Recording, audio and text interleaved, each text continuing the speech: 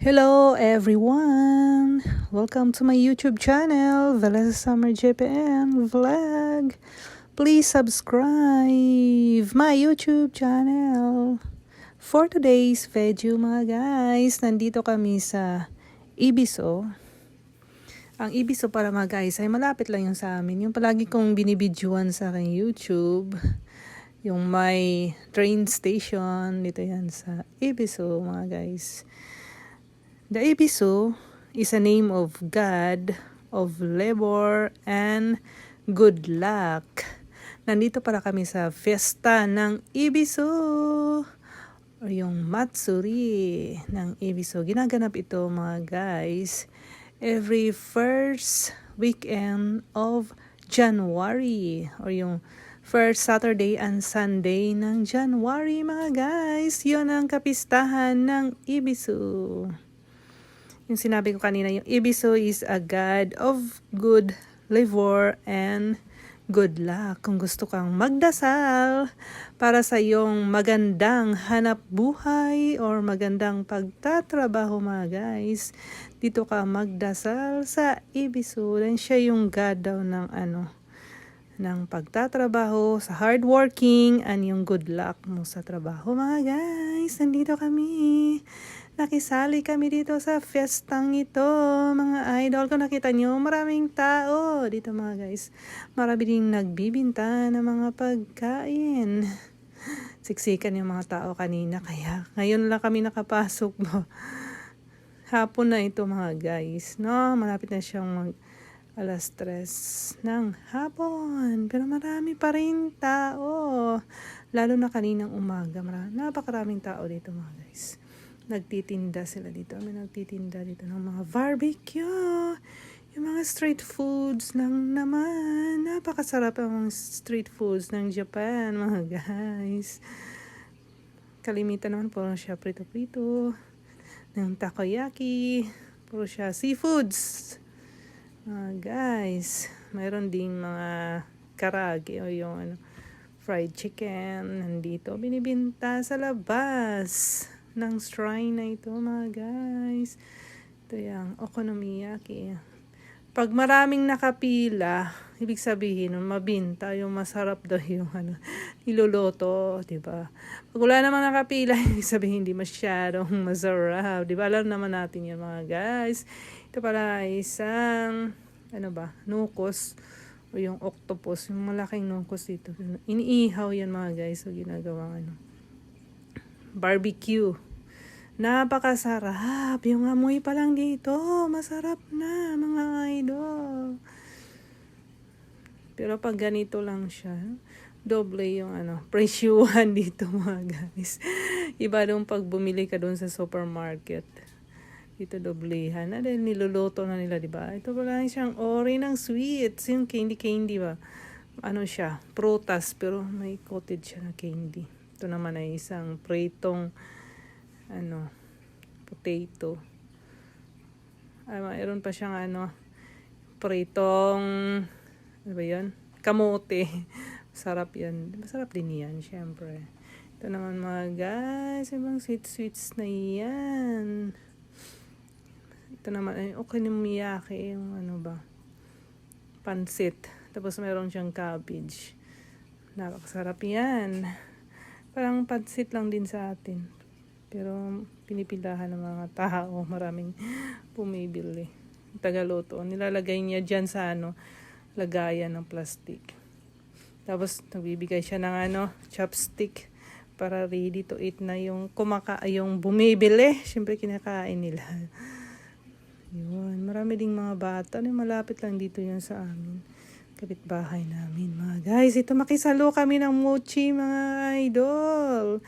Ang mochi pala ay yung tinatawag nilang in general, it is a type of a rice cake. A piece of mochi about the size of a small matchbox. So para lang siyang puspuro, lagayan ng puspuro. Yan lang yung ginagawa nilang mochi. Makisalo kami dito mga guys. Pampaswerte ang mochi na yan. Is about the equivalent of eating an entire bowl of rice. Diba? Yung isang matchbox ng mochi equivalent na siya yung pagkain ng isang bowl ng rice. Ganyan. Yung malagkit na bigas ba? Tapos, di ba, kailangan nila, dik-dik ba yun? Parang, para malambot siyang kinakain. Tapos, nilalagyan siya ng sugar. Matamis siya. Tapos, yun din kinakain ng mga, samurai dati para mag-long lasting yung kanilang, pagtatrabaho. Para hindi sila dili maluya sa Bisaya, di ba? Pagtatrabaho natin. Dili naghanap buhay tayo, mga idol. So, kailangan din tayong kumain ng sapat na pagkain. Yung sa panahon ng kahirapan, kalimitan nilang kinakain yung yung mochi lang. Dahil pangpatibay daw ng katawan ba? Tapos magka-long lasting yung energy mo pag kumakain ka ng mochi. Siyempre naman pag kumakain tayo ng rice, di ba? Maging matibay yung katawan natin. Makisalo kami mga guys. Sana nga makasalo kami ng mochi dito. Actually yung mga tao dyan, nagsisigawan sila mga guys. Tapos naging masaya sila. Tapos may naghahagis doon sa sa veranda. Naghahagis sila ng mochi. So kailangan mong makasalo ka dyan para additional blessing na to your entire life. Siyempre, pag may nagbigay sa'yo, blessing na yan, mga idol. Dito ko, nagpapasalamat tayo sa ating paghahanap buhay, sa ating pagtatrabaho, di ba? Maganda yung katawan natin, yung wala tayong sakit, ganyan. Papasalamat tayo sa ating Panginoon. Kung sino man yung dinadasal mo, kailangan pasalamat ka rin dahil binigyan tayo ng masaganang buhay ba. So, sa isang taon din, kailangan, hindi lang sa isang taon, kahit araw-araw, kailangan mong magdasal, magpapasalamat na gabayan tayo ng ating may kapal. Ano man yung paniniwala mo mga guys. Siyempre, iba't iba tayo ng paniniwala, di ba? Iba't iba yung Panginoon natin na dinadasal natin. Pero, isa pa rin yung wish natin. Isa pa rin yung dinadasal natin sa buhay na sana bibigyan pa tayo ng masaganang buhay. Ganyan, yung mga anak natin, yung mga kapamilya natin, gabayan palagi, di ba? Iway tayo sa mga sakit-sakit, ganyan ba? Sa mga disgrasya, mga guys. So, kailangan magdasal tayo, wish tayo araw-araw sa ating buhay. Ika nga, kahit mahirap or masagana yung buhay natin, kailangan pa rin tayong magdasal para hindi lumayo yung ating di ba? Ating paniniwala sa ating may kapal. O sino man yung paniniwala mo, nasa iyo na yan, di ba? Maraming tao, mga guys, nagdadasal sila dito sa shrine na ito, mga idol. Tapos may naghahagis dyan. Actually, napakaingay.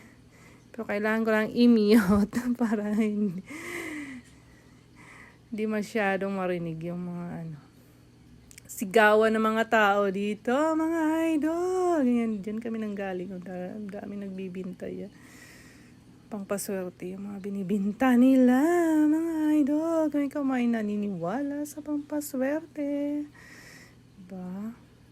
Pero yung kailang dyan, kailangan mo lang magdasal, mga guys. Dito lang yan, sa malapit sa aming lugar. Yung God namin dito, yung si Ibiso.